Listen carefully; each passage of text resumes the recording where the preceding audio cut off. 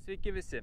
Gegužės 2 jau turime keletą dienų, kai orai mums leidžia ir įvažiuoti į laukus su purkštuvais, su barstytuvais.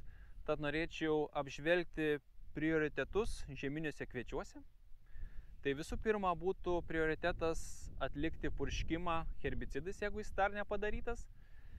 Tam rekomenduojame naudoti vis dar avoksą, kadangi ir vidurio Lietuvoje, ir šiaurėje kviečiai nepasiekia 32 augimo tarpsnio, tad siūlome naudoti avoksą kartu su partneriu nuo 2 skilčių piktžolių. Jeigu vyrauja smilguolė, naudojame avoksą 1,3 normą, jau tikrai mažesnių nenaudokime, nes smilguolė jau dabar yra pakankamai didelė. Jeigu turime piktesnių piktžolių, dirsių, pelinių pašiaušėlių, tam jau normą avoksos naudojame 1,5–1,8 litrų į hektarą. O partnerį renkamės taip, kokias turime vyraujančias 2 skiltės piktžolės. Jeigu žliūgė, lipikas, tam būtų geresnis partneris klyvas, 0,9–1 litro į hektarą. Jeigu turime ramunių, rugiagėlių, galbūt būtų geriau rinktis elegantą, 0,5 litro į hektarą. Dar norėčiau paminėti labai svarbų akcentą, kadangi balandžio mėnesį ūkininkai tikrai naudoja herbicidus, bet orų sąlygos buvo pakankamai vėsios, 8 laipsniai ir dar mažiau.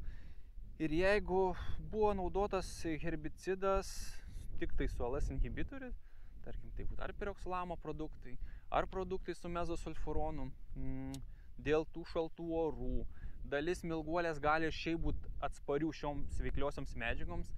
Praėjus kokioms 3 savaitėms po purškimo gerai peržvelgti laukus.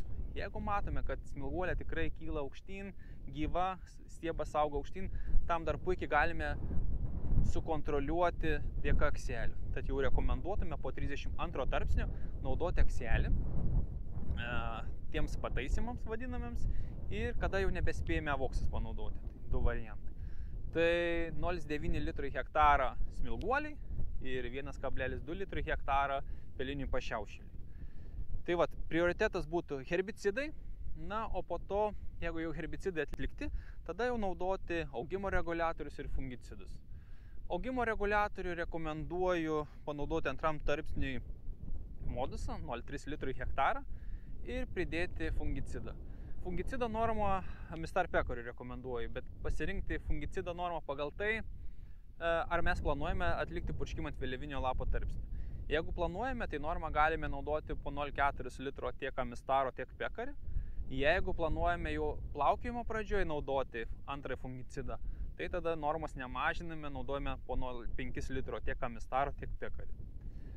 Ta tikrai įsidėliokime prioritetus, kad laukai būtų švarus nuo žolių, turėtume gerai sutrumpytą stiebą ir apsaugotą nuo ligų pasėlį.